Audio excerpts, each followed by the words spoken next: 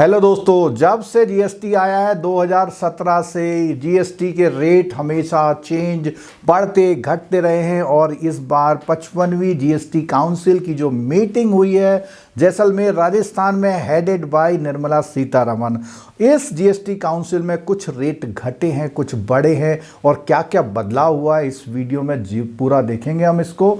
तो दोस्तों बात करते हैं इस जीएसटी काउंसिल की मीटिंग में पहला बदलाव। दोस्तों एक फोर्टिफाइड राइस होता है जिसमें राइस जो होता है उस राइस के ऊपर विटामिन प्रोटीन के कुछ ऐसी लेयर्स, कुछ केमिकल्स की ऐसी लेयर लगा दी जाती है जो न्यूट्रिएंट्स की तरह हम लोग खाते हैं। यानी अगर हम सिर्फ उस चावल को पका के खा लें तो एक फुल न्यूट्रिएंट्स हमको डाइट मिल जाती है। तो प्लेन राइस और ये जो फोर्टिफाइड राइस है, इस फोर्टिफाइड राइस पर जो टैक्स है 18% से घटाकर अब 5% कर दिया गया। बट ये राइस अगर आप खाएं तो कभी इसको धोएं ना, क्योंकि अगर आप इस राइस को खाएंगे और धोएंगे तो जो भी उसमें ऊपर से कवर अप किया गया है उस दाने पर वो धुल जाएगा, उसका कोई फायदा नहीं होगा। दूसरा बदलाव देखते हैं दोस्तों, हेल्थ केयर में बहुत बड़ा बदलाव हुआ, जीन थेरेपी। तो जीन थेरेपी एकदम लेटेस्ट टेक्नोलॉजी है, उसको जीएसटी के दायरे से बाहर कर दिया गया। बहुत ही अच्छा कदम है दोस्तों। पुरानी गाड़ी आप लेते थे उस पर जीएसटी 12% हुआ करता था, अब आप पुरानी गाड़ी लेंगे तो 12% से 18% हो गया है। अगर आप डीलर से गाड़ी लेते हैं तो वो डीलर वाली गाड़ियां अब आपको यानी कि 18% जीएसटी से मिलेंगी, जो पहले 12% जीएसटी से मिलती थी।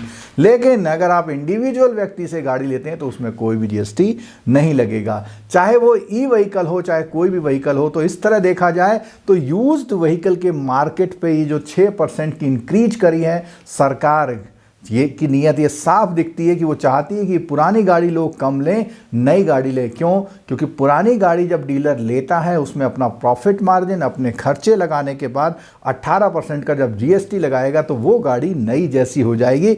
लोग सोचेंगे पुरानी क्यों ले, नई ले लेते हैं। अगर आपने चैनल अभी तक सब्सक्राइब नहीं किया प्लीज़ चैनल सब्सक्राइब कर लीजिए, उस लिंक को अपने उन दोस्तों के साथ जरूर शेयर करिएगा जिससे पता लगे कि किसके रेट घट गए, किसके रेट बढ़ गए। दोस्तों अगली राहत आई है जो लोग लोन लेते हैं उनके लिए। लोन लेते समय अगर आपकी कोई ईएमआईज पे जो डिलेड हो जाती हैं, लेट पेमेंट करते हैं, तो उन ईएमआईज पर जो पेनल्टी लगती है उसमें भी जीएसटी लगता है। तो कभी आपका लोन खत्म ही नहीं होता, खासकर से प्राइवेट बैंकों में ये चार्जेस बहुत ज़्यादा होते हैं। तो दोस्तों इस बार ये डिसाइड किया है गवर्नमेंट की जीएसटी काउंसिल ने कि लेट पेमेंट चार्जेस पर जीएसटी नहीं लगेगा, तो ये आपको राहत है। दोस्तों इससे पहले हम आगे बढ़ें, आपको बता दें अगर आप जेआईबी सीआईबी की तैयारी कर रहे हैं और अगर आप बैंकर हैं तो ये इन्फॉर्मेशन आपके लिए बहुत इंपॉर्टेंट है। जो हमारा इंटरेक्टिव लाइव बैच है दोस्तों, जो जेआईबी का है 19,999 का बैच है, उस बैच में एमसीक्यू की क्लासेस और रिकॉर्डेड क्लासेस आपको मिल रही हैं, जो कि 4,999 का चल रहा था। लेकिन अभी रजिस्ट्रेशन के दौरान आपको 1,000 का स्पेशल डिस्काउंट यहाँ पर मिल जाएगा और ये आप अभी करा सकते हैं 3,999 में, जिसका लिंक नीचे डिस्क्रिप्शन बॉक्स में दिया गया है। जो लोग सीआईबी की तैयारी कर रहे हैं तो उसमें एमसीक्यू और केस स्टडी जो कि सर की स्पेसिफिक डेवलप की गई हैं, उसके साथ रिकॉर्डेड आपको जो भी लाइव क्लासेस होंगी पूरी, वो टीम जो है आपको पूरा लाइव कोर्स कराएगी। और उसके साथ साथ ये जो कोर्स है 24,999 का, जो कि आपको 5,999 में मिल रहा था, अभी रजिस्ट्रेशन के दौरान अगर आप करेंगे तो आपको 4,999 में मिल जाएगा।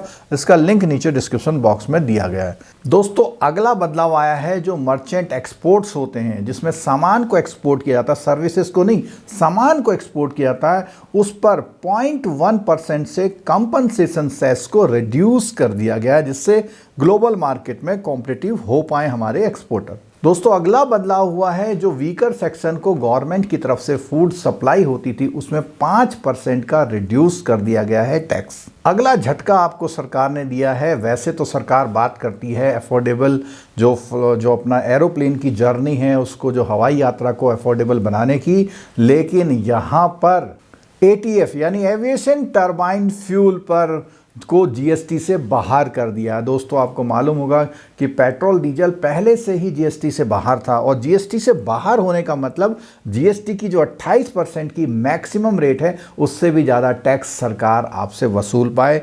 जैसा आपको मालूम है जो क्रूड ऑयल 13-14 रुपए लीटर सरकार बाहर से मंगाती है और आपको 190 रुपए का बेचती है। उसमें सबसे मोटा पार्ट एक्साइज का, वैट का शामिल होता है, जो जीएसटी से पहले से बाहर है। इसका मतलब अब एविएशन टरबाइन फ्यूल पर आपको टैक्स, जीएसटी ज़्यादा लगेगा कंपनियों को, तो एयर फेयर बढ़ने के चांस यहाँ पूरे पूरे दिखाई देते हैं। दोस्तों, एक बदलाव आया है, जो सिनेमा घर में आप पॉपकॉर्न खाते हैं, तो जब आप पॉपकॉर्न खाते थे तो 5 और 10 रुपए का आता था। जब सिनेमा घर में पॉपकॉर्न लेने लगे तो 200 रुपए का पॉपकॉर्न भी आता है।